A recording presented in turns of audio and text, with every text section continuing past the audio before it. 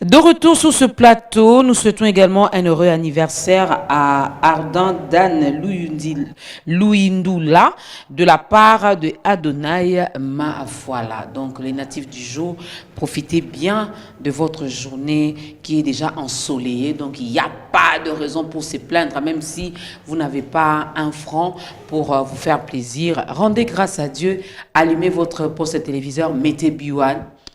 La journée va passer, elle va très bien passer en notre compagnie. Je ne suis plus seule. Le vendredi, je vous avais dit non, qu'elle vous avait salué. Elle était partie nous représenter quelque part, mais aujourd'hui, elle est là. Et ce jour-là, je suivais les salutations. Les gens ont dit, tiens, vous prenez pour qui? Mais tout va bien ce matin, ça va Julie. très très bien. Donc, bon week-end à toi. Merci, pareillement. Merci. Et bonjour à vous, mesdames, messieurs. On revient pour parler de l'élection encore, vu que l'année 2023 n'est plus loin. Vous avez remarqué comme moi que les jours vont tellement vite. Ah oui, à hein? peine c'était le 1er avril, nous sommes déjà au 22e jour de ce mois. Donc bientôt là, on va encore crier « Bonne année !» Et puis, nos politiciens, comme quelqu'un les appelait, je les salue, tous les politiciens de la RDC vont commencer encore à nous appeler à gauche et à droite. Quand la campagne va commencer, ils vont vous donner les riz, les t-shirts, un peu de bière. Ils vont aller chercher même le blé en Ukraine pour nous donner les pains. Alors, quid de la nouvelle loi? Le vendredi passé, on a commencé à parler de cette nouvelle loi, à examiner cette nouvelle loi. Nous étions avec... son nom m'a échappé. Le monsieur de... PPRD. Non, PPRD, c'est Aristote. Hein. Ah ouais. Le monsieur de l'envol. Zéphirin. Voilà, monsieur Zéphirin Makambo. Harcelé. Mais c'était chaud sur ce plateau. Mais heureusement, on n'a pas eu assez de temps finalement pour examiner point par point de cette nouvelle loi électorale. On avait juste examiné le premier point. Alors, on revient là-dessus aujourd'hui, Julie, avec nos invités. Oui, c'est pas mal par moment d'être assez technique, aller en décortiquant les choses pour une meilleure compréhension parce que c'est une question vitale. C'est vrai qu'à chaque fois qu'on va aux élections, nous on revoit la loi, c'est-à-dire qu'il y a toujours des choses à faire par rapport à ce processus. Mais cette fois-ci, on sait déjà qu'il y a le camp FCC qui a dit qu'il ne prendrait pas part justement aux échanges, aux débats, aux votes qui vont se dérouler pendant les plénières, mais suggère qu'on trouve un autre cadre. On a aussi vu de défilés des ambassadeurs, de G13, d'autres acteurs, Senco, ECC, des gens aussi qui apportent leurs propositions pour justement soutenir le déroulement et tout, mais aussi les ambassadeurs qui ont dit précisément que le cadre ne veut être que l'Assemblée nationale. C'est quand même, ça va quand même la question d'entrée à monsieur, à maître Ramazani Rodrigue, hein, n'est-ce pas? Oui, on commence par là quand même. Oui. D'abord, merci pour l'invitation et l'honneur que vous faites à mon parti, l'Envol. Oui. Et je tiens à saluer les téléspectateurs qui nous regardent, mais aussi monsieur Takizala, avec qui nous avons l'habitude par moment de partager de plateaux. Ok, est-ce qu'il faut trouver un consensus à l'extérieur de l'Assemblée nationale ou bien à l'intérieur de l'Assemblée nationale? Qui refuse, qui veut qu'on puisse aller à l'extérieur de l'Assemblée nationale? C'est le FCC. Oui. Et je crois, je n'ai pas encore suivi la MOUCA, je ne prends pas les risques ici de dire que la MOUCA aussi. Mais vrai que ce qu'il faut dire d'abord, et que l'Envol a commencé ce combat de réforme électorale consensuelle depuis 2019, lors de notre premier bureau politique, organisé ici en mois de juillet. Et ensuite, les partis Envol avaient décidé, avaient estimé que la question électorale ne pouvait pas avoir une connotation partisane. Raison pour laquelle, à l'initiative de l'honorable Dédis Sanga, il avait initié le groupe G13 pour ratisser large afin d'obtenir ce consensus sur le processus électoral. Plusieurs parties prenantes au processus électoral ont été consultées. À l'époque où le G13 avait initié des consultations, même le président de la République et certains ténors des institutions à l'époque ont été consultés, notamment le premier ministre Ayunou Kamba à l'époque. Mais sauf le FCC. Le FCC avait refusé d'être consulté parce qu'il estimait à l'époque que lui avait une majorité. Et comme il avait une majorité et que tout ne pouvait se passer qu'au sein des institutions, nous, on leur disait à son temps que la question électorale ne doit pas revêtir cet aspect militant. Il faut se surpasser parce qu'après 3 cycles électoraux, on doit se remettre en question, mettre en place des règles du jeu qui arrivera à mettre d'accord tous les acteurs politiques et toutes les parties prenantes afin de permettre à la République finalement de respirer. Vous imaginez, madame, que ça fait 3 cycles électoraux et ceux qui gagnent les élections passent leur temps à résoudre des problèmes des politiques que la gestion effective de la République. Exactement. Et qui en pâtit, qui en paye le prix cher, c'est notre peuple. Toujours.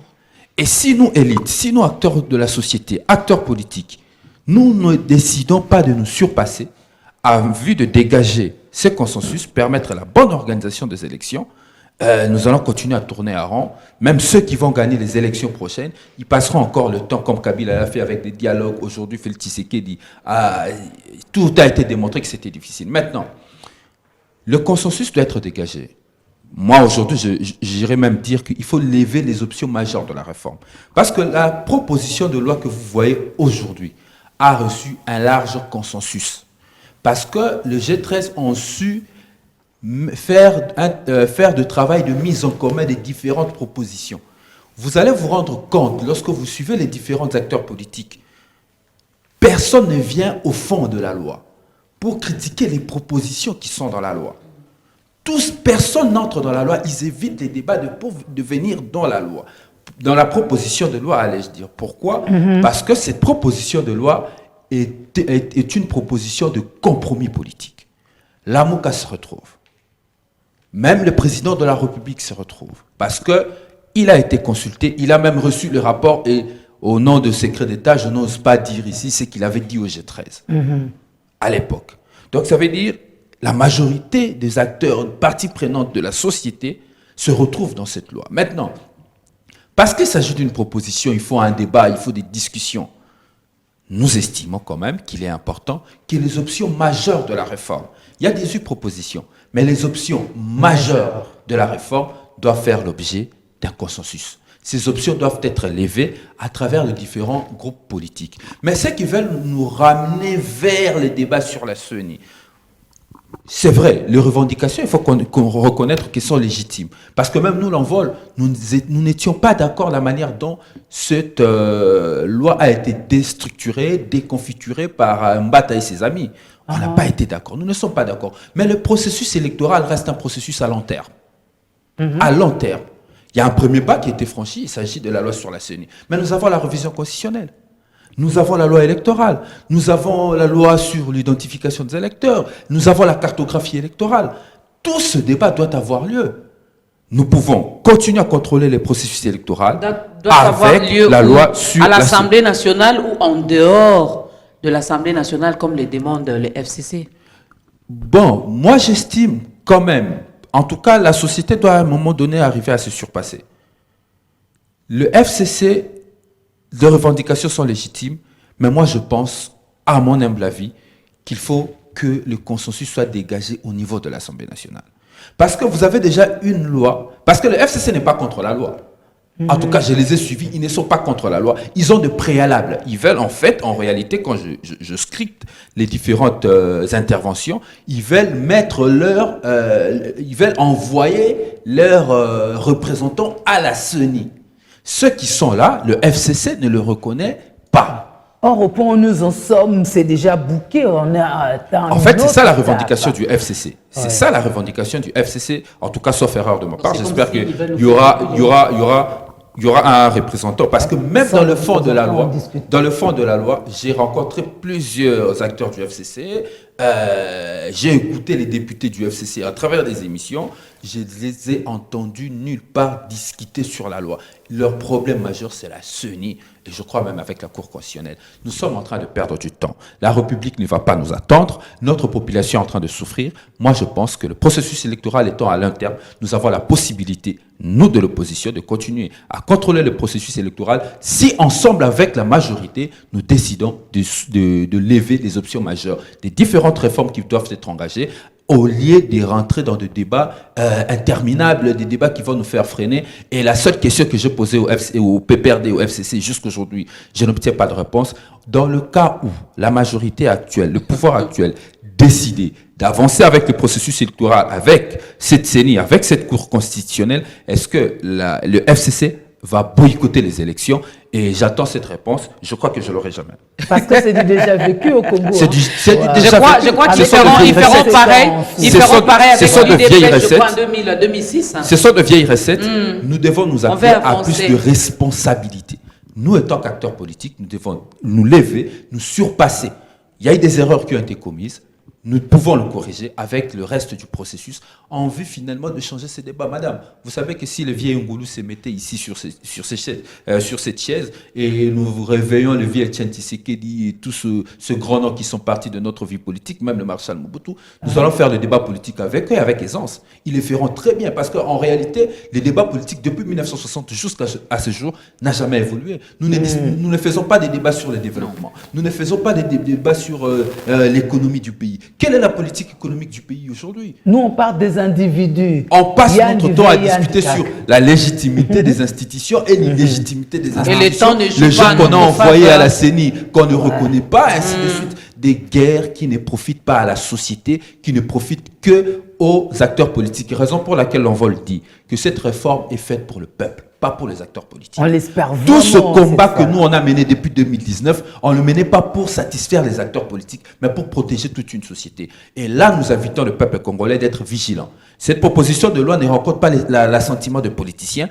Il faut certainement chercher à tripatouiller au moment opportun que cette population soit prête à sortir dans la rue pour protéger la Voilà pourquoi il faut que la population comprenne la quintessence. J'allais même dire, si justement seulement cette dernière est au courant, pour qu'elle prenne position. Sinon, elle est toujours dupée. Nous avons 18 innovations. Nous avons 18 innovations dans cette proposition de loi. Je vais aller vite parce que je ne veux pas monopoliser la parole. Il y a encore des amis qui sont autour de la table et qui doivent prendre parole. Il faut supprimer les seuils. Ouais. Parce que le seuil n'a pas permis la clarté en termes de suivi. Même la CENI lui-même avait eu du mal pendant le contentieux de présenter des preuves pour dire que telle liste a atteint le seuil, telle n'a pas atteint. Alors, que signifie la condition de recevabilité de liste au prorata de 60% des sièges en compétition? Ça se constate où? Comment? Voilà, Madame Sefo, l'avantage de cette proposition est que ça nous évite des conflits de contentieux électoraux, a priori. Je donne un cas. Avec les exemples, notre population va comprendre facilement. Nous sommes à l'Assemblée nationale, nous avons 500 sièges. On dit, pour présenter une liste et compétir à l'Assemblée nationale, il faut présenter une liste qui représente au moins 60% de sièges, 60% de sièges à compétir. Ça veut dire, pour l'Assemblée nationale, nous sommes à 300. Ouais. Une liste de 300 candidats représentatif à travers l'étendue du territoire national. Quel est l'avantage? Le premier avantage, ça permet à tous les regroupements et partis politiques de regarder leur liste et dire que notre liste n'a pas rempli des conditions, au lieu d'attendre le contentieux électoral qui du reste n'amènera jamais de preuves parce que même les compétiteurs n'ont pas pu avoir de PV. Et deuxième chose, cela permet encore le filtrage de ce qu'on appelle les partis non représentatifs. Je ne vais pas aller dans le terme péjoratif, parti mallette. Les partis non représentatifs qui seront obligés d'aller se regrouper avec les autres pour former un regroupement politique afin de remplir le critère.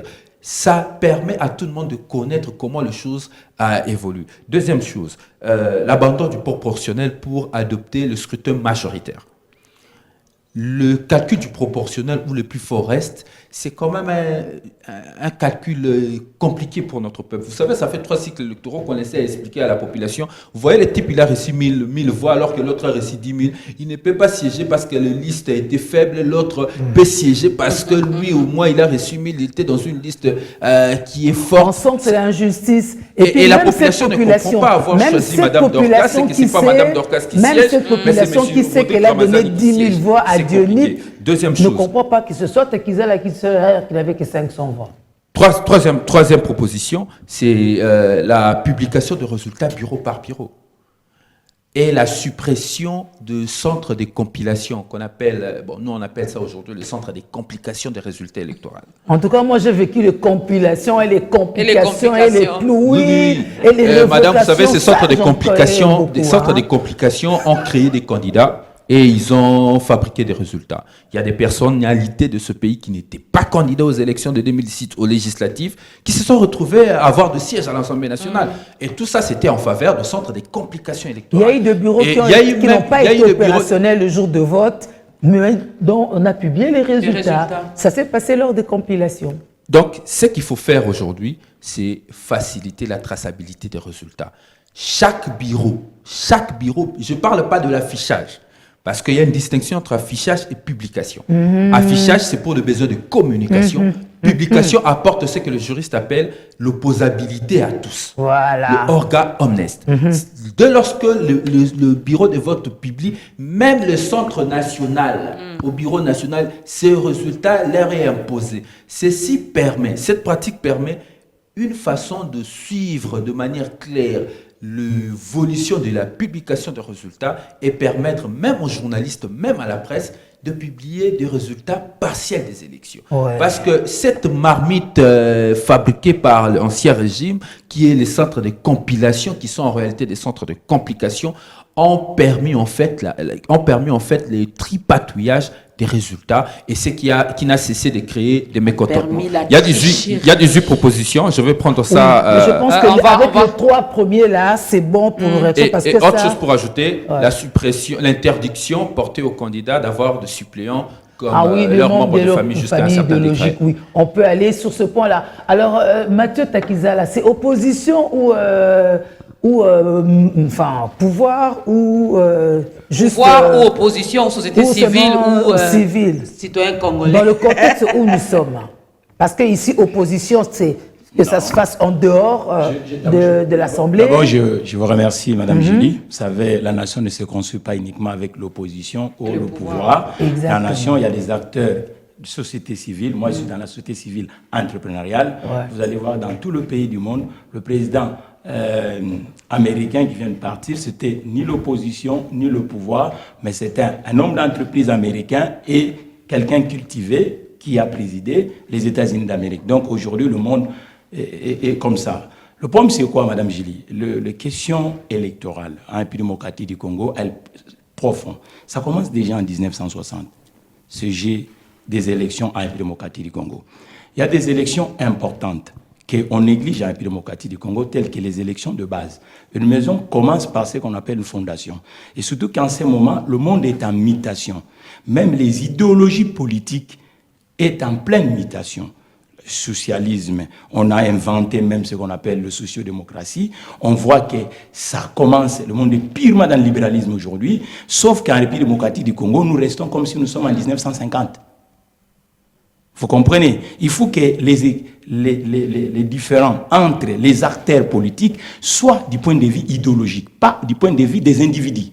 Parce que nous sommes en train de construire une corbeille en République démocratique du Congo, on diffère les gens ou par son ethnie de son village, ou par son nom de famille, ainsi de suite, au lieu que ce soit la philosophie politique et quelle est l'alternative que la personne propose par rapport à l'adversaire. C'est pour ça qu'on doit se battre pour avoir des textes forts. C'est ce que nous disons. Donc, c'est ce que nous disons. L'élection, c'est d'abord le matière de réflexion. Ça fait que l'expertise des uns des autres. Ça veut dire qu'un politicien doit autopsier la société. Quelle est la vraie problématique de la société congolaise? Et quelle est la vraie problématique du monde d'aujourd'hui? Et quelle est la place de la République démocratique du Congo aujourd'hui, même dans le chiquier africain et même dans le chiquier du monde entier? Mais nous sommes absents. Mais quand vous regardez ce qui se fait ici, parce que pour organiser des élections, il faut inviter des fonds.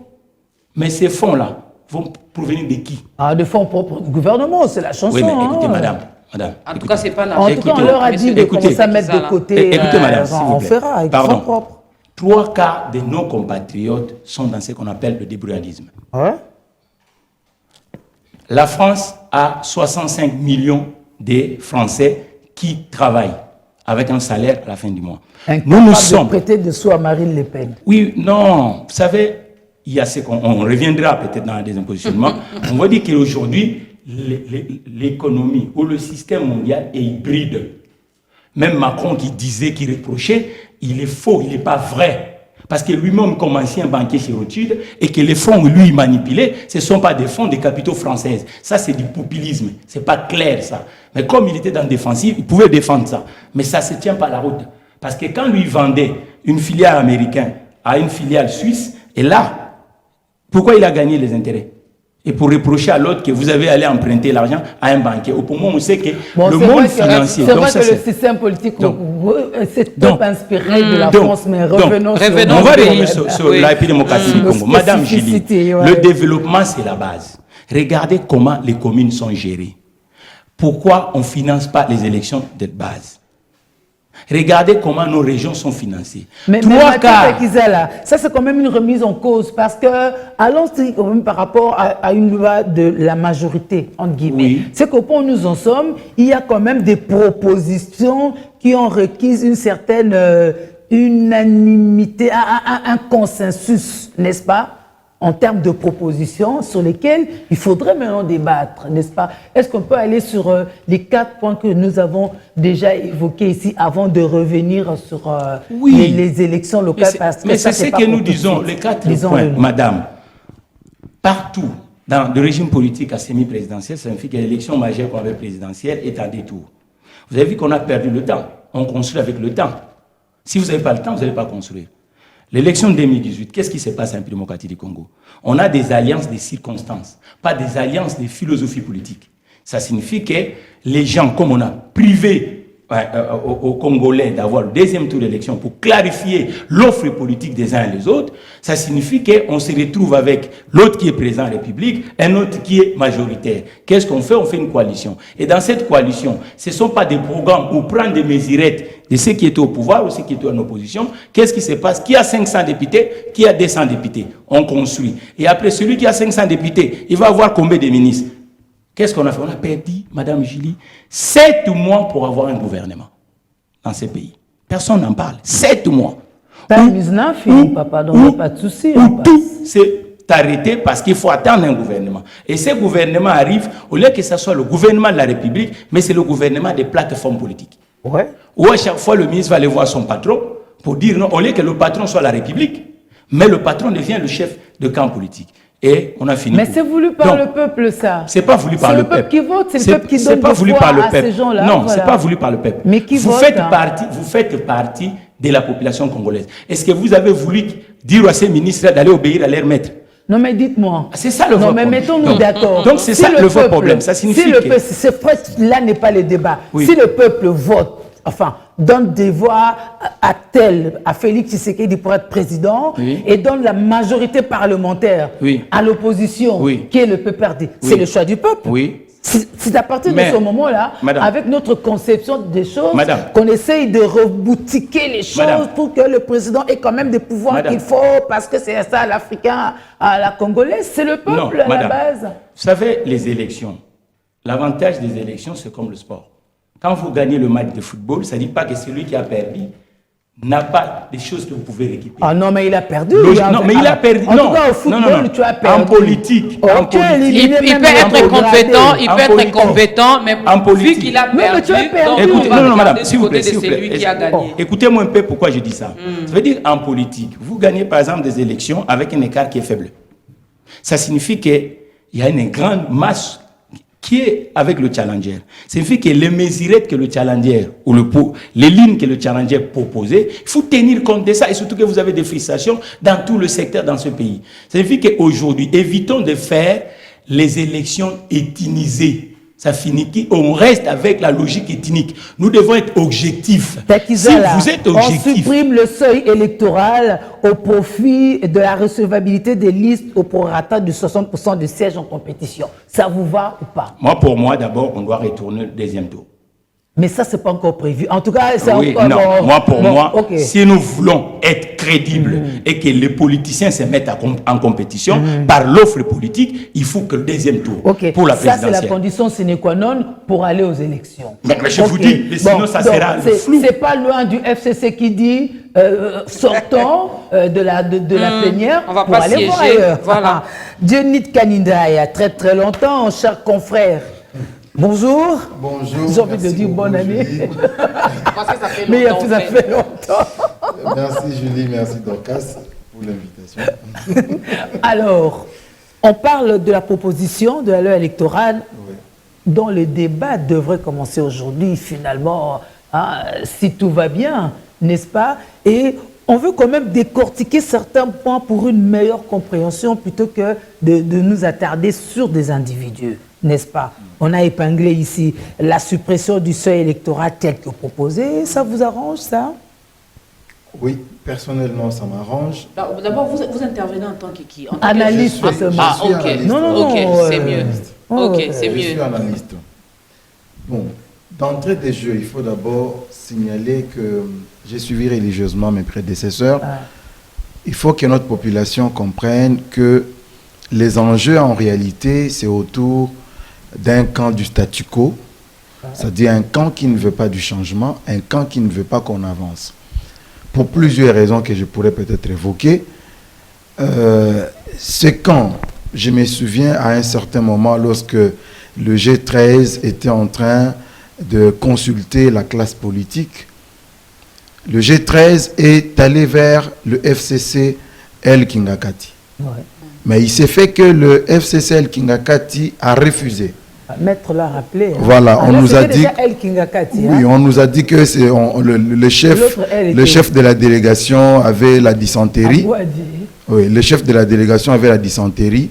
Il ne pouvait pas Ben, ça participer peut à la arriver, consultation. hein. Il est mal à l'aise. quoi. Bon, supposons que c'était vrai. Mm. Mais on sait que si c'était une question de partage des postes, en tout cas, on allait trouver un médicament qui allait calmer la dysenterie pour qu'on soit présent.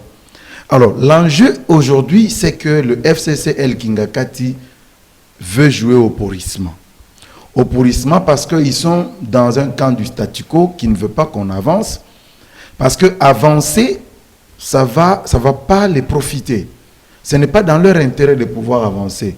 Pourquoi pas dans leur intérêt? Parce que regardez, le FCC aujourd'hui est dans une position, le FCC Kingakati, parce qu'il faut le dire, ils se sont arrangés, je dis bien, ils se sont arrangés pour se diviser.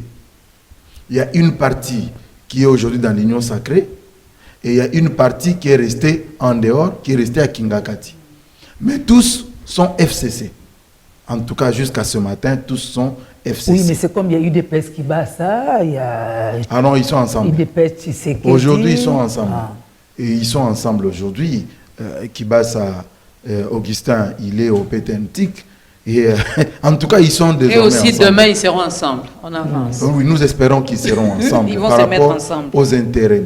Alors, ils se sont arrangés pour que quelques-uns aillent à l'Union sacrée et qu'ils fassent partie du bureau de la CENI. On les a accueillis à bras grandement ouverts. Voilà. Donc aujourd'hui, le FCC est dans le bureau de la CENI. Alors, ceux qui se sont arrangés à rester dehors, ce sont eux maintenant qui sont en train de bousculer, parce que la logique, au fait, c'est que nous sommes à l'intérieur, nous avons toutes les informations de l'intérieur, et en même temps, nous restons dehors pour essayer de bloquer la machine qui n'avance pas. Parce que si nous allons aux vraies élections, parce que c'est que le G13 demande aujourd'hui, c'est que le président Tshisekedi avait promis hier, c'est des vraies élections. Des élections, pas où après, vous verrez des députés aller élire domicile à la Cour constitutionnelle. On avait appris à l'époque que certains ont fait pipi sur des nattes, ainsi de suite. Mais là n'est pas le problème. Mais des élections où après, c'est vrai, les contentieux, il y en a toujours même aux États-Unis, mais pas des contentieux de la honte. Il faut qu'on aille à ces élections-là. Alors, le FCC, El Kingakati se dit, si nous allons à ces élections-là, nous n'aurons pas de gain de cause. Évidemment, Personne parce qu'ils ne n'ont pourra plus nous la élire. Cour constitutionnelle, ils n'ont plus la CENI. Il semble que c'est comme ça. Oui, que mais ça là, se c'est passe des au Congo. considérations politiques. Mais si nous voulons rester scientifiques, si nous voulons rester rationnels, on sait que le FCC aujourd'hui a peur des élections. Parce que s'ils vont aux élections, le peuple n'a pas oublié que c'est ce même FCC qui a pratiquement déstructuré tout le système de développement du pays. Regardez toutes les entreprises publiques, aujourd'hui des canneurs boiteux, au profit des entreprises privées fabriquées par eux-mêmes.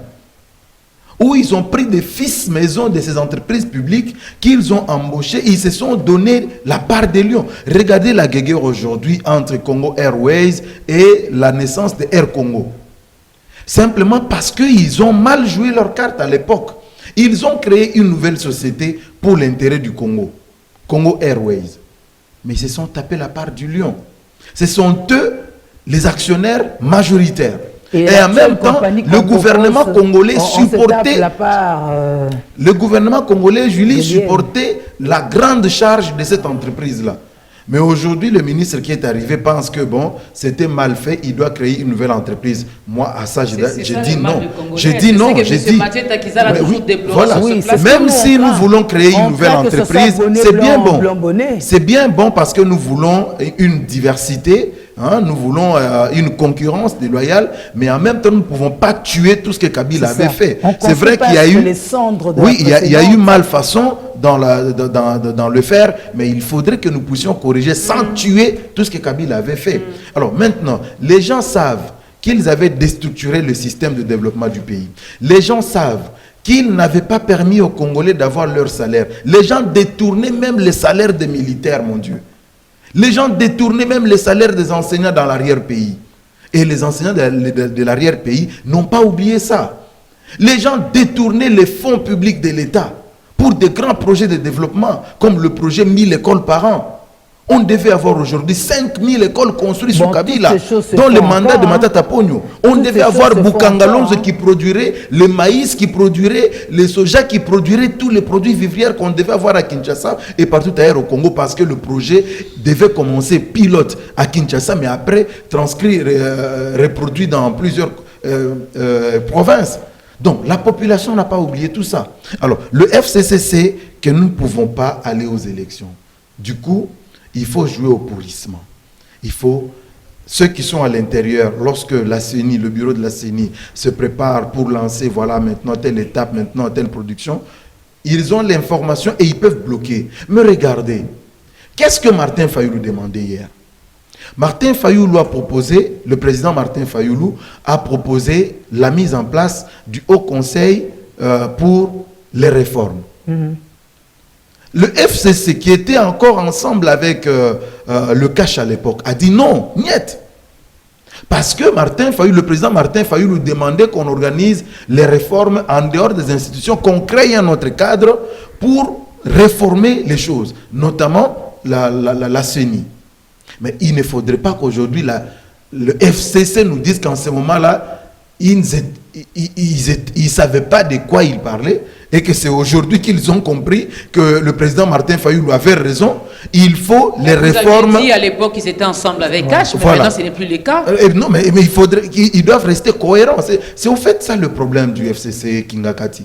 Ils ne sont pas cohérents. Donc, il ne faudrait pas qu'ils nous disent aujourd'hui qu'ils ont compris la logique. Il faut maintenant faire comme le président Martin Fayoulou le demandait, qu'ils aillent faire des réformes en dehors du palais du peuple. Il faut qu'ils restent au palais du peuple.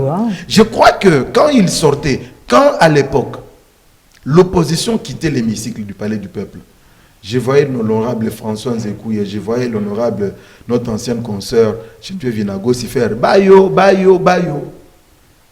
Et il restait pour suivre l'examen des lois. Et je crois que c'est ce qui doit arriver, c'est ce qui doit se faire aujourd'hui. La politique de du siège vide ne paye pas. Donc ils doivent subir ce qu'ils ont donné comme leçon hier. Même si je sais que la consensualité est un mode qui permet quand même de pouvoir atteindre une large majorité. Mais si les gens ne veulent pas, ils ont des représentants qui sont là. Je ne vais pas les appeler les mouchards, mais ils sont là.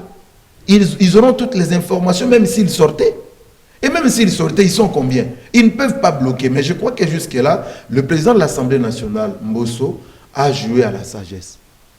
Si bien qu'ils sont minoritaires... Là, c'est selon vous, hein? Non, mais c'est ce qui est vrai. Selon FCC ou selon PPRD avec M. Aristote, déjà quand ils refusent de siéger, de débattre ça au sein même de l'Assemblée nationale, c'est parce que le président, d'après eux, le président de l'Assemblée nationale n'est pas sérieux. Non, mais ça, c'est ce qu'ils peuvent dire en politique.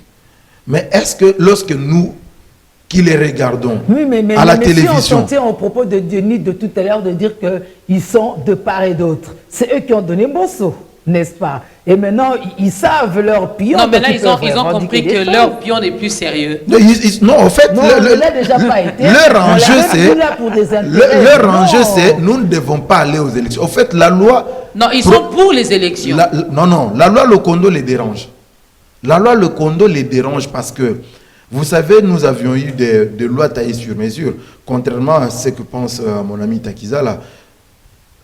Le retour aux 2 tours n'est pas tributaire à la loi électorale, mais plutôt à la Constitution. Ça, c'est consacré dans la Constitution. Il faut une révision constitutionnelle, comme disait mon ami tout à l'heure. Nous devons aller à la révision constitutionnelle. Moi, je rêve, je vous dis, de cette élection au 2e tour, avec un débat Fachi contre Moïse Katumbi, par exemple, en français. Ah mais c'est vrai qu'on rêve. Je rêve de ce débat-là. Ben oui. Je rêve de ça. Je rêve de ce Vous débat-là. n'êtes pas les seuls, je crois que c'est le rêve de tout Congolais. Oui, je rêve de ce J'ai vu comment débat-là. les Congolais étaient là en train de suivre. Débat comme aux États-Unis. Je rêve de ce débat-là. Je rêve de ce pour le débat-là. second tour. Le président Félix Tshisekedi en face de Joseph Kabila, comme ils veulent le remettre dans le processus électoral, en français. Oui. Je rêve de ce débat. Le problème, c'est pas le Vous voyez. français, mais c'est le débat. C'est le contenu. Parce qu'il Le a- débat c'est se le fait en contenu. français. Mais alors, qu'est-ce qu'on fait? Le débat se La fait en demande français, de la madame. Vous proportionnelle n'allez pas me ou dire que si on l'adoption vous du propose, scrutin, si on vous propose comme animatrice ou présentatrice de ce débat-là, vous allez le faire en lingala, madame. Non, mais c'est selon, je dirais en français, c'est sûr. Hein. Mais Alors. peut-être que pour mieux faire passer le message. Mais oui, parce que Tout le nos monde 4 peut langues, comprendre. parce que même à l'hémicycle, c'est La pas langue- lui, n'est-ce pas? la langue On de peut travail- l'arranger. C'est la langue officielle. La langue du officielle, la travail, langue c'est de le français, travail au c'est- Congo jusqu'ici, Mais c'est le lorsque nous français. allons aux élections, vous demandez même à ceux-là qui ne maîtrisent pas cette langue d'aller voter. Madame, Voilà j'ai pourquoi nous dit, votons mal. madame, C'est ce qui compte, c'est l'offre. madame, On veut j'ai le dit, débat. Ok, madame, La langue, on va français, discuter après. madame, c'est mon point de vue. Oui, J'ai dit, c'est Que nous bon. respectons. merci beaucoup. On le fera en français. Le débat au 2e tour, vivement le débat au 2e tour en français. Soit Félix Tshisekedi face à Moïse Katumbi, En soit français. Félix Tshisekedi en français, soit Félix Tshisekedi face à Joseph Kabila en En français. français. Alors, mais Denis, Voilà. qu'est-ce qu'on fait? Est-ce qu'on abandonne cette affaire de proposer comme des suppléants les membres de sa propre famille pour ne pas parler des Ouais. conjoints? Non, mais c'est le FCC qui avait voulu de ça. Vous êtes d'accord? On doit supprimer cette Comment le histoire. FCC avait voulu? Nous, peuple, comment je dis que nous, peuple, on vote, on pense Ah que non, c'est forcément ah le non, FCC. madame. Ah non, madame. Quand nous votons Quel est pour ce le mari, peuple? on ne sait pas que derrière le mari, il y a femme, Quel et est puis il y a ce enfant. peuple? Quel est ce peuple, madame? Vous savez, les politiciens sont ce qu'ils sont pour la majorité. Très peu de politiciens travaillent pour l'intérêt des Vous ne Congolais. donnez pas raison à Boketchou. Euh, Quel peuple? Oui, mais quelque part, Bokeh, tu as raison. Moi, je me disais même à un certain moment que bon, puisqu'on nous avait dit que nos amis de la diaspora, ils sont très intelligents, ils ont le savoir-faire et tout ça, qu'ils viennent autour du président de la République, ils vont l'aider à reconstruire le pays. Ils sont Ils sont arrivés, là. On a mais vu comment ils ont- on a vu ce comment ils qu'ils sont ont en train fait. d'aider le président. Voilà, on voit ce qu'ils font, on voit ce qu'ils font. Mais moi, je me dis, mais qu'est-ce qui est resté dans la diaspora? C'est peut-être Boketchou, que Boketchou vienne, qu'on l'amène aussi à la présidence, peut-être que lui ferait mieux. Bon, là n'est pas le débat. Madame, la vraie question aujourd'hui des politiciens, il faut se dire, lorsque les politiciens viennent se présenter auprès des électeurs, est-ce qu'il leur présente son suppléant? Et pourquoi les électeurs ne le demandent pas? Il cache le suppléant. Pourquoi vous n'aidez pas les C'est pourquoi électeurs je à dis il comprendre faudrait tout qu'à un ça? certain moment, des émissions comme ça existent pour réveiller la conscience des Congolais. Hier, j'étais pris à partie en ville, au centre des affaires. Je sors d'une émission. Alors, dehors, là, je trouve plein de monde. Les gens m'attendaient. Monsieur, ils ont commencé à me poser des questions. Et je répondais. Je me dis, notre peuple a besoin des informations. Oui. Malheureusement, nous avons un ministre de la communication immédiate qui ne fait pas son job. Parce que le ministre de la communication, vous vous rendez compte que le président de la République a des réalisations et des réalisations, mais qui ne sont pas connues du public. Il a suffi que Joseph Kabila organise une bande de Tchangouins, qu'ils sortent, qu'ils les suivent, après qu'ils aillent départager des miettes, pour que les gens se réveillent. Voilà, Fachi a fait ceci, Fachi a fait cela, Fachi a fait ceci, Fachi a fait cela, Fachi a fait cela. Mais le ministre de la communication et médias, Pourquoi ils ne communiquent pas? Si, ils communiquent sur l'état de siège. Hein. Ils ne communiquent pas, madame. Non, même s'ils ne le faisaient pas, mais au niveau même de la présidence, il y a tout un département pour ça. Je parle du membre du gouvernement qui est Porte censé parole. nous dire ce que son gouvernement fait. Il le fait. Il ne le fait pas. Est-ce qu'aujourd'hui on sait Quand il y combien avait des d'écoles... spéculations sur la santé du président, il est passé pour... Oui, mais là c'est la santé du président, oui, on comprend. Oui, mais est-ce que Patrick Mouyaya aujourd'hui nous dit combien d'écoles ont été construites sous Félix Tshisekedi? Est-ce qu'il sait nous dire combien d'hôpitaux ont été construits sous Félix Tshisekedi? Est-ce qu'il sait nous dire combien de routes ont été réhabilitées sous Félix Tshisekedi? Est-ce qu'il sait nous dire qu'est-ce que le gouvernement fait pour maîtriser la surenchère sur le marché? Est-ce qu'il nous dit ça? Comment vous me dites qu'il fait son travail? C'est quel travail qu'il fait? Mais il amène les concernés. Les comptes rendus du gouvernement, Au moment ça opportun. même vous pouvez le faire. D'ailleurs, vous le faites Oh. à travers votre journal télévisé. Au moment opportun, il amène C'est les pourquoi moi concernés j'ai dit pour nous répondre. avons simplement un journaliste près le gouvernement. Nous n'avons pas un ministre de la communication. Ça risque d'être de trop parce qu'on a déjà un ministre auprès le président. Non, On mais en a quand aussi vous au avez un Parlement. ministre de la communication et médias qui devait dire aux Congolais ce que le gouvernement fait, mais lui est là pour faire les présentateurs des émissions en recevant les ministres, venez parler, posez la question. Julie pose la question. Quand vous terminez, bon, Jenny pose la question. Il fait le journalisme. Bon, là n'est pas le problème. Donc, nous, la population congolaise devrait aujourd'hui être un peu plus exigeante par rapport aux politiques. Parce que si nous maintenons dans la loi électorale que le candidat a pour suppléant sa femme ou son fils, parce que c'est lui-même qui y a payé au nom du parti, il a payé comment on appelle La encore caution. ça? La caution pour lui et pour les autres membres du parti. C'est lui qui a payé la campagne électorale, c'est lui qui a payé tout et tout et tout et tout et tout et tout. Bon, au nom de tout ça, je me place moi-même, je place ma femme, Ça je fait place mon showbiz, fils, hein? je place ma copine. Ouais. Non, ça on dit non. Ouais. Je soutiens G13 dans ce sens. Il faudrait que ça change. Madame, le changement s'impose, le changement ne se négocie pas. Si nous voulons le changement, le peuple congolais doit apprendre à imposer le changement vis-à-vis des Le politiciens. peuple doit commencer par dire je ne veux plus de Je ne veux képi, plus de ça. Je veux plus de t-shirt, plus de pain, je me débrouille. Plus d'alcool, Ouais, on en a pause, vu, hein. on va marquer juste une petite pause, le temps d'honorer également nos différents partenaires. Alors, j'ai des propositions à vous faire. Les points 5 pour soumettre au débat.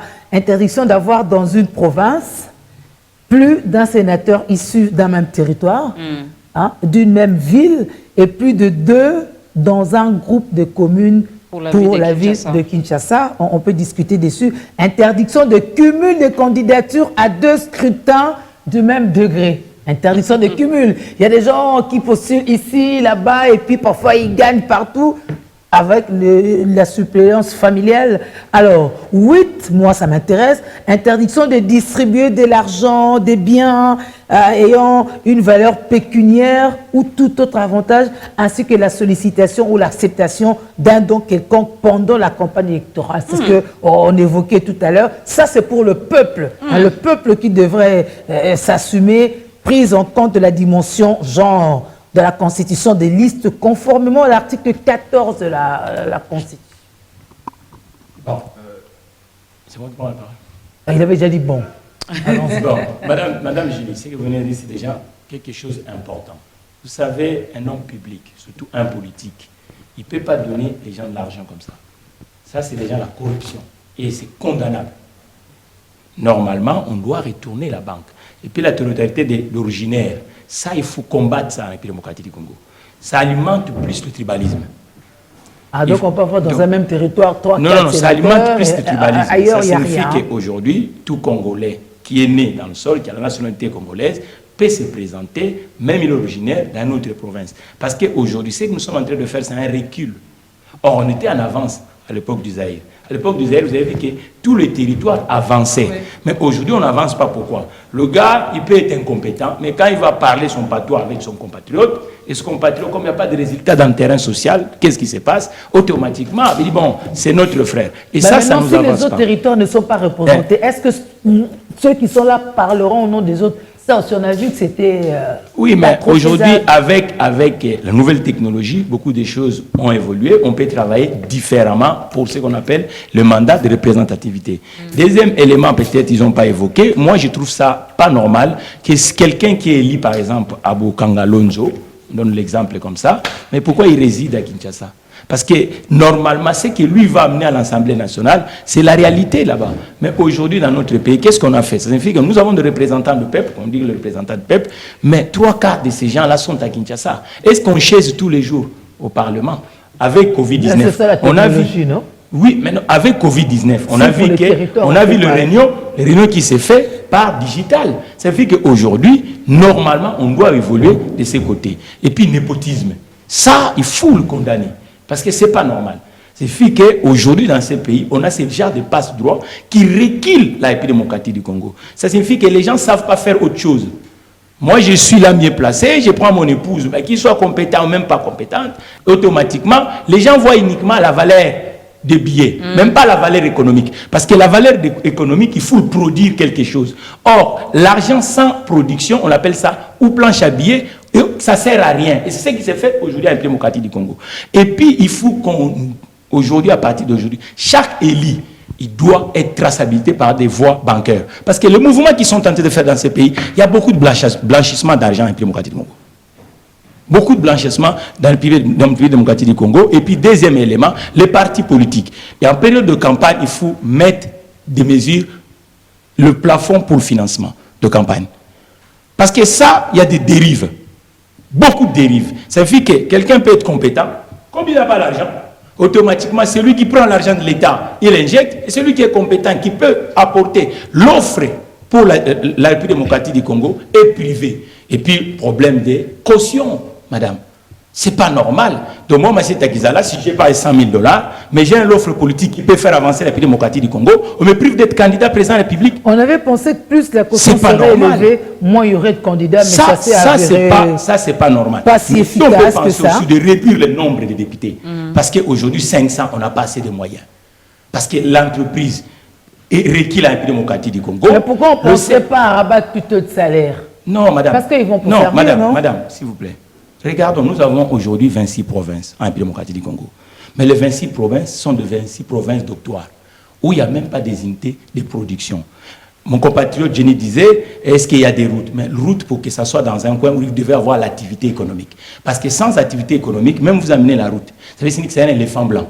Vous allez avoir du mal pour l'entretenir même. C'est le cas de la République démocratique du Congo aujourd'hui. Ça veut dire qu'à part les pouvoirs politiques et administratifs, nous devons penser aussi dans ce qu'on appelle le pouvoir économique. Nous sommes absents, la République démocratique du Congo, comme pays économiquement, même dans le marché domestique. Ça signifie que comptablement, vu ce que nous dégageons à l'heure actuelle, qu'est-ce qu'on doit faire? On doit réduire le nombre des élus.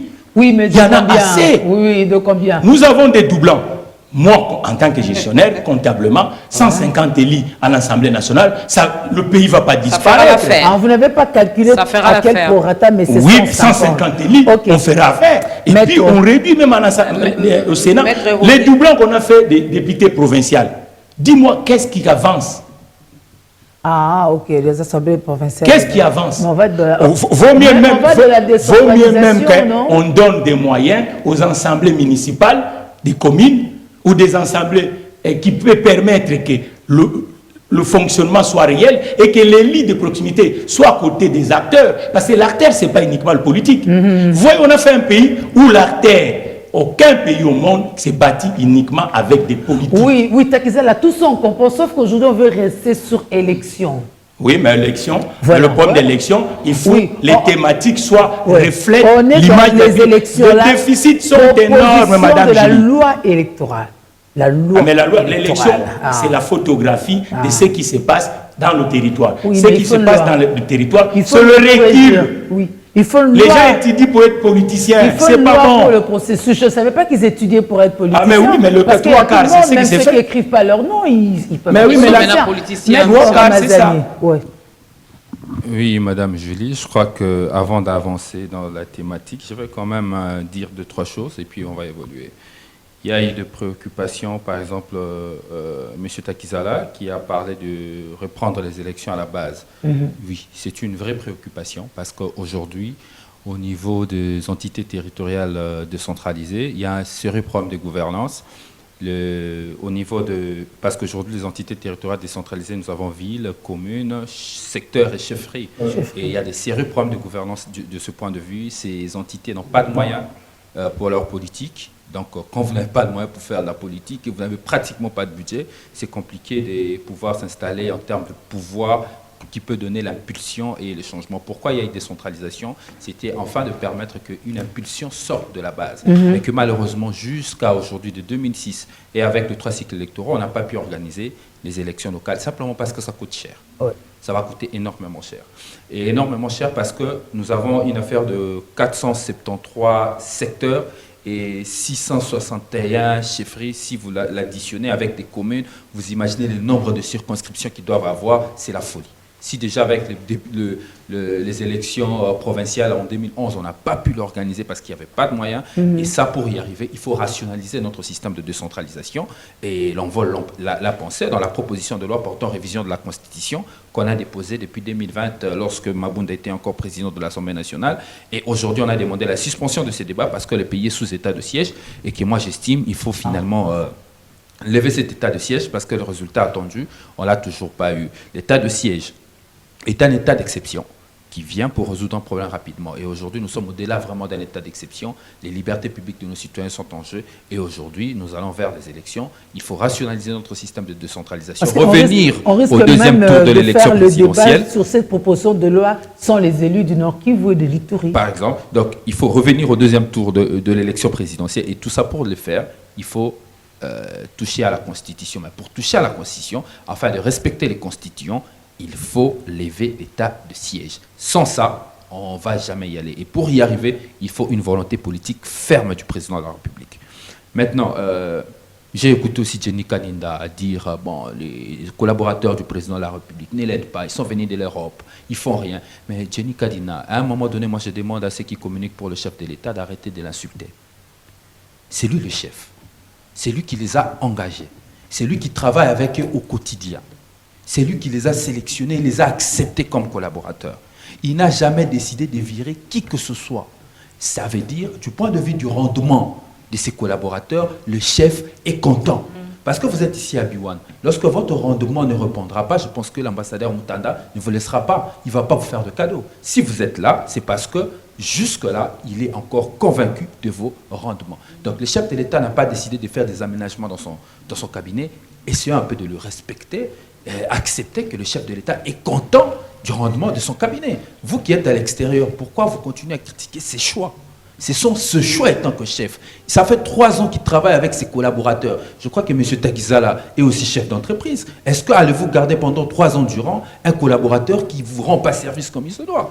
Non. Tant qu'il est là, ça veut dire que le chef de l'État, il est d'accord avec. Donc, à un moment donné, respectons les chefs de l'État, surtout vous qui communiquez pour lui. Parce que si c'était moi de l'opposition, je ne sais pas comment on allait me traiter. Mais c'est vous qui communiquez pour lui, vous traitez ses collaborateurs de n'importe quoi, alors que lui, il a encore confiance en eux. La seule chose qu'il vous faut, il faut attendre que le chef de l'État puisse agir. Mais je pense que le mandat va prendre fin, il va mettre personne dehors parce qu'il est content de ce rendement. Il est content du rendement de Vidier Chimanga. Il est content du rendement, je ne sais pas, de Bifor Bisselele. Il est content du rendement de tous ces gens-là. Ils sont là avec lui, ils travaillent avec. Donc, à un moment donné, slowly. Et les problèmes de la gouvernance aujourd'hui, c'est les problèmes de l'exécutif de manière générale. C'est le problème de l'exécutif. Il faut rappeler ici que l'exécutif est bicéphale. Il y a le président de la République et il y a le gouvernement. Tout ce qui se fait dans l'exécutif engage le président de la République. Parce que lui-même est membre, c'est lui le chef de cet exécutif. Et le problème du Congo aujourd'hui, ce n'est pas le gouvernement, ce n'est pas les ministres, ce n'est pas les collaborateurs du chef d'État, c'est le président de la République lui-même étant que visionnaire. Parce qu'aujourd'hui, nous avons comme l'impression l'exécutif du Congo passe son temps à gérer les quotidiens sans projeter le pays. Là, j'apprends, bon, la situation est difficile, qu'est-ce qu'on fait? On augmente ici, on ne touche pas là-bas. Vous augmentez les salaires, ce qui est très bien, des fonctionnaires, ce qui est très bien. Mais vous ne pensez pas à la politique de l'épargne. Nous sommes sous crise mondiale. C'est cette crise qui frappe partout. Lorsque vous ne pensez pas à la politique de l'épargne, lorsque vous ne pensez pas à voir comment vous allez injecter l'argent, et je vous dis, ne soyez pas étonnés avec cette augmentation dans les jours à venir, qu'il y ait encore inflation sur le marché. Ce qu'il fallait faire au préalable, réduire le coût de certaines institutions, prendre cet argent et le redistribuer. Mais en laissant le train de vie de l'État à ce niveau-là et augmenter les salaires, conséquence, nous aurons une inflation sur le marché. Ce sont des questions techniques, des questions économiques. Et moi, je suis juriste et je n'ai pas besoin de faire de grandes sciences économiques pour les comprendre. Mais nous sommes contents que nos compatriotes, en tant que fonctionnaires, il y a eu augmentation. Notre crainte, c'est cette absence de vision très élargie de la vie publique en gérant de manière restreinte la vie publique. Conséquence, le Congo même les fonctionnaires dont le salaire a été augmenté, les militaires, ne vont pas bénéficier de ça parce qu'il y aura inflation et hausse de prix sur le marché. Je reviens maintenant sur le sujet parce que nous parlons élection. Vous avez fait allusion à des propositions telles que l'interdiction des cumuls des candidatures. Ouais. Entre autres. Effectivement, à un moment donné, après les élections de 2018, notre société était choquée de constater que vous avez un individu qui lui-même est sénateur, député candidat provincial, président, qui encore il y en a plein, des élections de même décret. Notre société était choquée. Il fallait à un moment donné dire qu'on arrête ça, on corrige, parce qu'une loi doit s'adapter aux réalités sociales. La société était choquée de constater que quand le père devient ministre, c'est son fils qui remplace, parce que simplement, quand le père quitte l'Assemblée, dit que je ne siège pas à l'Assemblée nationale, c'est sa deuxième femme qui remplace, ainsi de suite. Et pour certains, ils arguaient pour dire... Ah oui, c'était même la deuxième femme pour vous aussi. C'était même la deuxième femme au Sénat. Alors que même la commune, par rapport à notre loi, il faut quand même...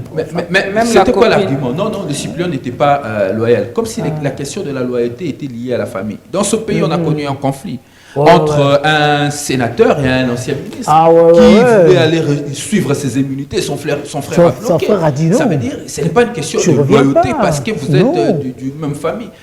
La question de la loyauté est liée à l'éducation politique, à l'éducation familiale et au comportement de chacun de nous. Donc, cette façon de voir les choses était trop minimaliste. Et nous estimons qu'il faut supprimer et faire en sorte que celui qui veut compétir pour une élection, qui le choisisse. Parce que lorsque le peuple choisit un candidat, il sait qu'en choisissant Rodrigue Ramazani à la Funa, par exemple, je sais qu'il va me représenter. En le choisissant pour la commune de Bandalungwa, je sais qu'il va valablement me représenter. Mais je ne siège plus à Bandal parce que j'ai des intérêts, pour le compte de Bandal, j'ai les intérêts à l'Assemblée nationale. Qui j'envoie après, c'est mon fils. C'est compliqué. Quelque part, nous abusons de la confiance que la population nous fait. Autre proposition. Un sénateur par territoire. Un sénateur par territoire. J'ai suivi d'ailleurs une discussion après la présentation de la loi après la présentation de cette loi. Ce jour-là, j'étais à l'Assemblée nationale. C'est ce genre de questions qui m'intéressent aussi au plus haut point, et comme les questions de finances et consorts. J'ai écouté dans la discussion, parce que j'étais juste à côté, l'honorable Loubaya qui disait à un député, est-ce que vous pouvez vous imaginer que dans la province du Kasaï central, nous avons 4 sièges, et les 3 sièges sont occupés par un seul territoire, le territoire de Luisa. 3 sièges, Luisa, et les autres, 1. Ça démontre à suffisance qu'il n'y a pas assez de représentativité du point de vue provincial. Cette proposition va permettre en sorte que la représentativité soit effective pour chaque territoire. C'est très important parce que le Sénat, en réalité, c'est une représentation provinciale au niveau national. Mais si nous avons que des députés, la balance des députés penche plus vers quelques territoires, en réalité, nous ne sommes pas dans la représentativité. Même, il y avait une préoccupation de M. Takizala aussi pour dire que les députés devaient habiter le coin où ils sont élus. Mais les vacances parlementaires sont faites pour ça. Ouais. Pourquoi? Le problème ici est que nos députés, certains ne sont pas sérieux. Ils prennent l'argent pour les vacances parlementaires, mais ils ne reviennent jamais à la base. C'est le cas de Bandalungwa, par exemple. Vous avez un député provincial élu des Bandal qui ne revient jamais à la base pour faire la restitution, pour savoir quels sont les problèmes de la base. Aujourd'hui, Bandalunga est ancré dans un problème de Kourouna à un niveau que vous ne pouvez pas imaginer. Dans le quartier Lubudi, qui est divisé aujourd'hui à des parties, il y a un quartier il y a un coin qu'on appelle Pakistan, l'autre coin qu'on appelle Est. Ceux de Lubudi ne peuvent pas traverser vers Bissengo, mais c'est compliqué. Ça ne mais ressemble tout pas ça, à Bandalunga. on n'interpellera jamais le ministre provincial. Il ne sera jamais interpellé. Le ministre de l'Intérieur provincial ne sera jamais interpellé. Vous savez pourquoi? Parce que l'élu est en déphasage complètement avec sa base. Il est en déphasage. Au contraire, lui, il fait que les éloges de l'exécutif provincial. Il s'écrit être membre de la majorité. Mais l'insécurité que vit son peuple, l'insécurité que vit ses électeurs, lui, c'est le cadet de ses soucis et il ne reviendra jamais pour faire de restitution à la base. Donc le problème qui se pose aujourd'hui, c'est les sérieux. C'est les sérieux de ceux qui sont élus comme candidats. Ils ont le devoir, même si c'est Kinshasa, vous avez le devoir de sillonner tout le quartier parce que ce sont ce quartier-là qui vous ont porté comme candidat et connaître leurs problèmes et tenter tant soit peu avec l'exécutif, actionner afin de trouver des solutions aux problèmes qui se posent au niveau de la base. Intention de distribuer de l'argent ou des biens. La corruption à ciel ouvert. La corruption à ciel ouvert. Encore une histoire que j'ai suivie, je crois, de l'honorable Jean-Jacques Mamba qui disait il était dans une circonscription, dans sa circonscription de la Lukunga, et pendant la campagne, en train d'échanger avec sa base. On apprend d'un coup, de l'autre côté, il y avait un type, Papa Bonheur, qui est sorti, en train de distribuer l'argent. Tous ses sympathisants sont partis aller chercher l'argent. Exactement. Ça veut dire, à un certain moment, dans ce pays, comme le disait Takizala, peu importe les idées que vous avez, peu importe la compétence que vous pouvez représenter, vous n'aurez jamais la chance d'être représentant parce que vous n'avez pas de l'argent. Et c'est là nous-mêmes l'avions favorisé en acceptant que ceux qui volent l'argent de la République, ils volent l'argent de la majorité de ces papas bonheurs sont en réalité des anciens voleurs de la République, des anciens détourneurs. Parce qu'on parle de détournement, vous vous souviendrez que dans ce régime actuel, j'ai entendu même Kalinda le dire, dans le régime actuel, nous avons des gens qui ont détourné l'argent, c'est connu de tous. Certains bénéficient des libertés conditionnelles, d'autres des libertés provisoires, alors qu'il y a encore des Congolais qui pleurnichent parce que leur salaire sous Covid, avec tous les risques qu'ils ont pris, n'ont pas été payés parce que quelqu'un a décidé de s'accaparer de tout. Mais parce qu'il est un ténor du régime, on ne peut pas l'inquiéter. Et il y a même quelqu'un qui a été interpellé sous l'instruction de la haute hiérarchie, il n'y a pas longtemps, 245 millions, il n'y aura jamais de justification. Et je vous dis que l'Assemblée nationale ne va pas l'interpeller parce que nous avons une Assemblée nationale sous tutelle de la présidence de la République. C'est compliqué cette manière de gouverner, il faut l'arrêter à un moment. Nous devons être sérieux envers nous-mêmes et décider de transformer notre société. Et la transformation de notre société passe par des projets, par des offres politiques. Passe par des offres politiques, pas par ce que Kanina nous disait, qu'il faut un débat en français. Un débat en lingala en français, le plus important pour moi, c'est l'offre politique qui arrive. C'est l'offre politique qui arrive. On a élu des gens qui parlent français aujourd'hui. Ils sont là. Ils sont à la tête du pays. Qu'est-ce qui ont détruit le pays? Partout. Certains sont même ministres. Vous critiquez aujourd'hui le ministre de la Communication. Il parle très bien français. Il parle très bien français, mais votre problème, ce n'est pas dans le français. Ce n'est pas dans le français qu'il parle. Votre problème, c'est dans son action. Ça veut dire il faut qu'il y ait l'offre politique adéquate. Et moi, je pense que le vrai débat aura lieu. Et ne pensez toujours pas qu'il y aura Katumbi face à Tshisekedi, il y aura Kabila face à Tshisekedi. Qui a attendu Martin Fayulu? Personne ne l'a entendu. Il peut arriver celui-là. Et il sera peut-être meilleur plus que tous ceux dont vous avez cité les noms. Et Félix Tshisekedi aura du mal même à parler français devant lui. Ben c'est ça la démocratie. On va finir par vous, ça c'est le dernier mot aussi de M. Ramazani. On va finir par lui. Oui. Il va aussi répondre à une question des zones de Wofola et la Bouende. Il veut savoir entre le social des Congolais et les élections, l'intérêt du président doit rester où? Évidemment, l'autre question, ça vient de l'ICACI. Ngoï de l'ICACI demande si au premier tour, le candidat a 51%. Hein, est-ce que le deuxième tour sera organisé? Là, voilà, il est élu. Voilà, vous avez dit la réponse. Alors. Merci. Non, moi, je ne voudrais pas que mon ami Ramazani me fasse dire ce que je n'ai pas dit. Au même moment qu'il pense que moi, j'ai fait insulte au président de la République, en disant qu'il y a des collaborateurs qui sont à la présidence venant de la diaspora qui ne font pas exactement ce que la population attend d'eux. Ils pensent que c'est l'insulte. S'il vous plaît. Ils pensent que, s'il vous plaît, ils pensent que ça, c'est de l'insulte. Mais lui, lorsqu'il dit que l'Assemblée nationale, une institution de la République, est sous la tutelle de la présidence, et ça, ce n'est pas une insulte. Non, il ne faut pas qu'on agisse de cette manière-là lorsque nous voulons aider le peuple à comprendre comment la politique est en train d'évoluer. Vous ne pouvez pas m'empêcher de dire que telle institution, il y a des gens qui ne travaillent pas bien. Il y a des bois morts. S'il y a des bois morts, je le dirai, je le dirai, je le dirai. 3 fois, je le dirai. Oui. Mais après, ça ne changera rien vu que la personne qui a mis ce bois mort est là et constate que les bois sont morts, mais il les garde quand même. Vous savez, donc, madame, même si vous criez 3 fois, cela ne changera pas. Madame. Avançons, messieurs. Madame, vous savez quoi? Vous n'avez que 2 Lorsqu'on minutes. gère, oui, merci. Non, mais il n'a pas parlé pendant 2 minutes. Hein. Lorsque nous gérons, il y a plusieurs mixtes qui entrent en ligne de compte. Vous ne me direz pas que quelque part dans B1, il y a un bois mort quelque part. Mais il est là. Mais on le garde. Parce qu'il faut un moment. Vous allez nous le dire après l'émission. S'il vous plaît. Oui. Oui. Parce qu'il faut un moment. On veut bien le connaître. Hein. Parce qu'il faut un moment pour faire partir ce bois mort. Parce qu'il faut un moment pour son remplacement. Donc, on ne se réveille pas un matin, bon, parce que tel est bois mort dehors, tel est bois mort dehors, tel est bois mort dehors. Voilà. Donc, moi, je ne peux pas entrer dans le pouvoir discrétionnaire du président de la République, de quand est-ce qu'il veut changer tel ou tel. Mais j'ai le droit, en tant que Congolais, de dire que monsieur le président de la République, tel ne travaille pas. Merci. J'ai le droit de le dire. Mais interdit ce droit-là, je dirais non, vous ne pouvez pas me retirer ce droit-là sur un plateau de télévision. Entre le social et les élections. Entre le social et les élections, madame, je dis toujours que le bilan du président de la République, Félix Tshisekedi, il est satisfaisant, mais pas suffisant. Satisfaisant pourquoi? Parce qu'il a beaucoup réalisé dans plusieurs domaines. Si vous voulez qu'on ouvre ce débat-là, on peut l'ouvrir. On n'a plus de temps, Mais malheureusement.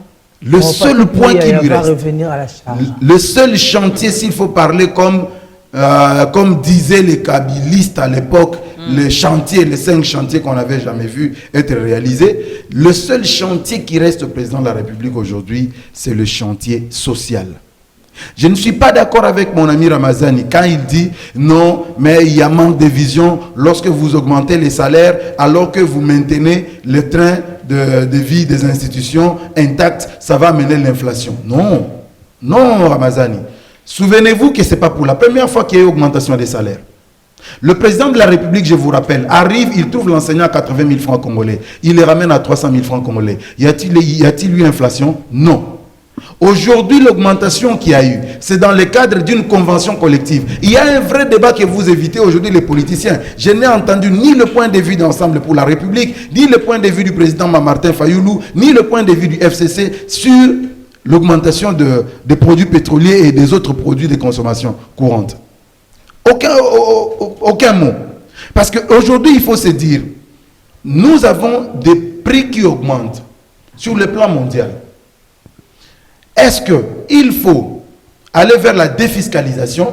Parce que vous avez appris que le gouvernement a décidé de défiscaliser 100 produits de consommation courante. Est-ce qu'il faut aller vers la défiscalisation ou il faut subventionner autrement pour éviter la surenchère, comme par exemple pour les produits pétroliers? Encore que là aussi, il y a un autre débat sur lequel j'attendais par exemple le président Martin Fayoulou, qui est un ancien pétrolier, pour qu'il nous dise aujourd'hui la recette que le gouvernement a proposée. Nous voulons, par exemple, parce que sur chaque 1 litre acheté par un Congolais, le gouvernement subventionne 1500 francs. Le gouvernement dit, ok, moi je subventionne pour les petits peuples, mais pas pour les grands consommateurs, les grandes entreprises. Donc, je continue à subventionner pour les petits peuples, mais pas pour les grands consommateurs. Mais là, sur ce débat-là, aucun politicien ne parle. Les autres partis politiques de l'opposition, ils ne disent mot. Donc aujourd'hui, les social des Congolais, pour revenir à votre question, les social des Congolais va par-dessus tout. Mais puisque ce sont des élections qui nous amènent vers ceux qui doivent gérer la cité, on est obligé d'organiser les élections. Les élections nous bouffent combien? Ça nous bouffe des milliards. Mais tout ça pour donner des postes aux gens qui ne produisent pas pour la plupart. Regardez à l'Assemblée nationale, ils sont là 500. Depuis 3 ans, combien de lois votées? Moins de 2. Vous vous rendez compte? Voilà pourquoi Contrôler M. l'exécutif, Takizal a dit, c'est on bien. doit réduire Contrôler le l'exécutif, c'est bien. Contrôler l'exécutif, c'est bien. Il faut contrôler les ministres. Mettre le ministre de l'économie dehors, c'est bien. Contrôler le ministre de l'Intérieur, c'est bien bon. Mais le premier travail, le premier rôle pour lequel vous avez été élu, quand vous alliez dire à la population de Funa, votez pour moi, vous aviez l'idée d'amener quelle loi à l'Assemblée nationale? Là aussi, la population doit devenir exigeante. Vous voulez aller à l'Assemblée nationale pour amener quelle proposition de loi? Si vous n'avez pas de proposition de loi, nous ne votons pas pour vous, messieurs. Le message est passé, mesdames et messieurs. Julie, je crois qu'on doit arrêter ici. Non, parce que s'il faut, vraiment, dans 1 minute, on coupe les signaux. Je place un mot. Cher Jenny, vous savez, vous avez appris ce que le président Nana Akufo a fait. Il y a une diminution des recettes en République démocratique du Congo. Vous allez faire l'augmentation. Regarde Nana Akufo, qu'est-ce qu'il fait? Bon, C'est quoi, je ne comprends pas. Non, mais c'est que vous dites. De l'augmentation. Vous soutenez des salaires de l'augmentation. base. Ça signifie que l'augmentation se fait avec aussi égal avec une production. Oui, mais il y a eu une production dans les trésors publics. On va vous aider, je vous aide un peu. Vous avez oublié qu'il y a eu plus de 200%. Malheureusement, M. Takizal, on reviendra peut-être. Vous avez oublié ça. Baissez le gros salaire. M. Takizal. Baissez le gros salaire. Donc, que les enseignants baissez le gros salaire. Que les enseignants attendent jusqu'à ce qu'on va baisser les salaires. Merci, M. Denis, merci. C'est ça votre proposition. Vous continuez. Merci, M. Takizala, mesdames et messieurs. Nous mettons fin ici. Eux, ils vont continuer leur débat, mais ça sera hors antenne. Alors moi, je vous retrouve demain à 10h15 pour le compte d'État grandeur. On retient. Oui, on reviendra sur ça. On reviendra sur ça, mais sinon, excellent début de week-end à toutes et à tous et bonne suite de programme sur votre chaîne Bio1 Télévision. Les élections 2023 arrivent. Préparons-nous pour les élections libres, crédibles et surtout transparentes. On en a vraiment besoin. Et cher peuple, chère population, votons bien. Au revoir.